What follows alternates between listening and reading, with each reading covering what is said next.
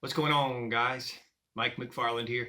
Going to give you a Lake Fork rundown for April 1st. It's April Fool's Day. Last year on April Fool's Day, we caught a biggin. I made a post a while back that said no April Fools here. Quite different today.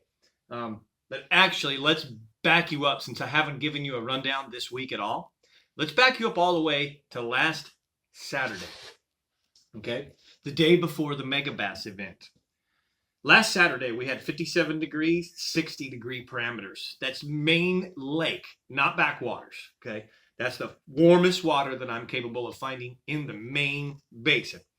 0 to 1 foot visibility and 403.14. That means it's literally an inch or so over full pool. 403 is full pool. So they began dropping, they're pulling water. Saturday was kind of tough fishing. They would not eat the moving baits. They would not eat the glide bait or the swim bait. And it really forced me to go look for them on beds. It was very difficult with low visibility to see them and find them. But we did find them. And my good buddy Sean caught a few, but he did get a big one, a new personal best off of a nest. And it was a 7-pound male. 7-pound male. Can you imagine how big the female will be that will come join that? I'm waiting. The male's still there. Sunday, we roll around. If you haven't heard already, the Mega Bass was won with a 15-pound giant. That fish was absolutely caught from a bed spawning. The biggest fish ever caught in one of the tournaments turned in like that, 15 pounds, and that fish also, I believe, went to the Share Lunker program. Really cool way to win $15,000 for the hour and then take home the boat for the biggest fish overall. Congratulations. Now let's kind of move on. Monday, Tuesday, and today. We really kind of actually were warmer Monday, Tuesday than we were today. Monday, 58 to 61. Tuesday, 58 to 61. Yesterday, huge winds, so I canceled the trip. 18 mile an hour sustained with 35 mile an hour gusts. Just wasn't going to be comfortable. I let the clients reschedule. Today, cold front once again. And the last 2 mornings, 36 degrees this morning. We've dropped just a little bit. Nothing major, not really any big deal. But they have not been biting the moving baits this week at all. I really don't, I don't expect that to last too much longer. Next week, we got 60 degree lows and 80 degree highs. We have the new moon phase rolling on us. And these big fish really, the females have not moved in. We can go catch a lot of fish. There's still remaining fish on beds. There's quite a few on beds. Hard to see. They're mostly males. Occasionally you'll see a pair together, female, male, but it's mostly males. There's new groups of fish now beginning to come in. They're migrating in.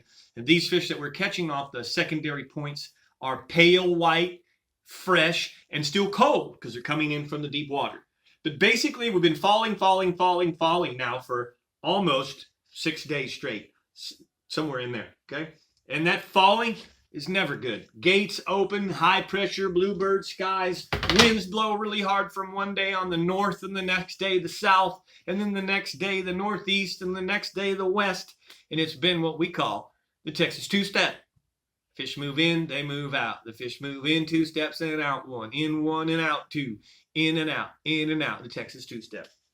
All right, so real quick though, let's talk to you about what I'm throwing, how, and not really how, but just I'm going to get a little bit more specific. So as far as the line through swim bait, I'm throwing the big line through swim bait by 316. I think it's no doubt, hands down, tried, true, and proven itself. It's the very best one. The color I like right now is the JC Special. That's a really good. The carp color is really good. I'm throwing those on shallow shell beds, main lake points, roads where they crest, and the shallow water. I'm putting the boat in about 5 feet and throwing that to 0. Okay. I expect to really wreck them one day within the next, I want to say 5 to 7 days. There's going to be a big progression of fish coming in. They're already on their way. And in a minute, I'll tell you about this afternoon what we witnessed, what we saw happening. The glide bait that I'm throwing. This one here is a 6 cents. This one's real easy to use. You just reel in erratic reeling motions, okay? You can just simply reel steady and real slow, and it's going to do this number, okay? What I like to do is make it walk. It's kind of like a jerk bait in a way, but you don't want to use the rod tip. Just use the reel. Real erratic, and you'll see that it'll go left, right, left, right, left, right. Make it erratic. It also hovers and pauses pretty fair as well. So the River to Sea is really good. The 6 cents is awesome. There are some other brands on the market. I like throwing these because they're reasonable for my wallet. They're around anywhere from $20 to $40, $50. The very best ones, however, are made by 316. And as I've said before, they're not cheap.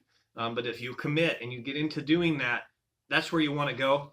I also like the depths. The depths really swim true and a much more gliding plane, but they're much more expensive again as well. So it forces you to throw them on different rods, different equipment, different line. You really have to commit to doing that if you're going to do it right. Okay, so line through swim baits, glide baits. I'm throwing on main lake points, shell beds, some of those pre-feeding grounds that the females will feed on before they go stage. All right. Secondary points. Premium right now for the, you want to catch fish, you just want to catch fish, tie yourself on a little Carolina rig, small sea rig. In my case, we're using the finesse rig. So we're using a little bit lighter line on it, 15-pound on the main line, 12-pound on the leader. Makes me a little bit skittish on fork. But I'm throwing the impact shad in the watermelon magic red, dip the tail chartreuse. Man, you can throw a green pumpkin, watermelon seed, but a fluke. You need a fluke. I prefer the impact shad. Thank you, Mark Pack. And about a 3-foot leader on a little bit lighter line, and you can pull on those secondary points right now and pretty much catch all the males you want. All right, they're coming. You'll get a lull, and then you'll catch a few, and then you'll get a lull, and then you'll catch a few, and you'll get a lull. They're coming in from offshore, and most of them, almost 90%, are pale white. Remember, the males, anywhere from 1 to 5 or 6 pounds is very common. A 5-pounder is a great male, but behind those will be the big females. They're still coming. So a whole lot more of Lake Fork to show itself. We're just beginning the season here. All right. The other and the best bet is probably bed fishing. Very soon in the near future, once this next wave progresses in, we're going to get a decent swim bait bite offshore. We're going to have that wave pass us. The swim bait bite will diminish when those fish go in to spawn. Okay. Once they're in spawning, here's what I'm doing. Sight fishing is tricky, and no two fish are ever the same. Sometimes it's a color that'll trigger them, but most often it's a spot, okay? It's territory. It's about claiming the territory. So first thing is you have to find the fish. Find the fish in the nest. Is he claiming territory? Sometimes they're real easy and they go real quick. If they're not, they're hard to catch. Here's what I tend to do. I'm Texas rigging, 1/4 ounce weight, and I always start with something white. Okay, it's easy because you get to see it. You yourself can see this in that dirtier water. A lot of times when you're bed fishing, you don't feel the bite, you see the bite. Most often, you see the bite. So the white disappears, and you know it probably was bit. All right, but I like to use the white because it's a visual for us, and it's a testing for me on the fish. I get to real quick find out, when I flip this in there, pitch this in there, I get to find out the mood of that fish. How is it acting? Is it immediately being territorial? Sometimes I'll catch it on the white. The other day I did a flip and it didn't get to the bottom of the nest. Bam! It was all over it and I caught the fish first flip in there. Most of the time, I'm not going to catch them on the white.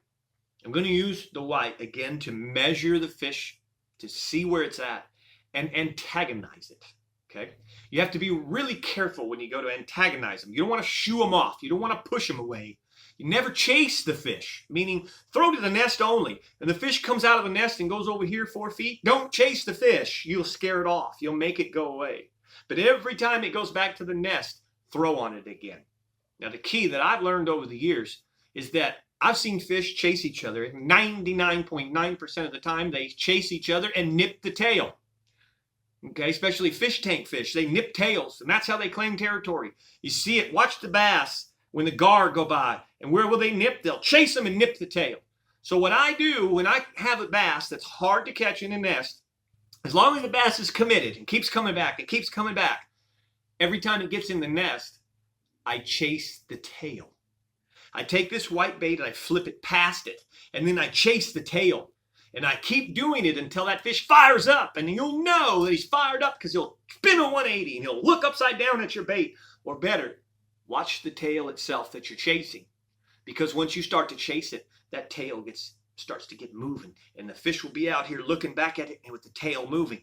It's like a cat getting antagonized. So what I do now is I antagonize with the white. As soon as I see them pretty fired up. I know they're not really going to take the white, but they're starting to get fired up. That's a cool trick for you guys.